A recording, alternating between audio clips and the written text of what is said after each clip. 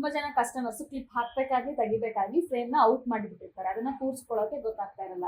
ಅದನ್ನ ಕೂರ್ಸ್ಕೊಳ್ಳೋದು ಹೇಗೆ ಅಂತ ಅಂದ್ರೆ, ಇದು ನೋಡಿ 4ನೇ ಆಪ್ಷನ್ ಅಲ್ಲಿ ನಾವು ಒಂದು ಡಿಸೈನ್ ನ ತಗೊಂತೀವಲ್ಲ, 4ನೇ ಆಪ್ಷನ್ ಅಲ್ಲಿ ಒಂದು ಡಿಸೈನ್ ನ ತಗೊಂಡು ಸರ್ಚಿಂಗ್ ಆಪ್ಷನ್ಗೆ ಹೋಗಿ ಇಲ್ಲಿ ನೋಡಿ ನಮ್ಗೆ ಇನ್ನೂ ಸ್ಪೇಸ್ ಇದೆ ಇಲ್ಲಿ.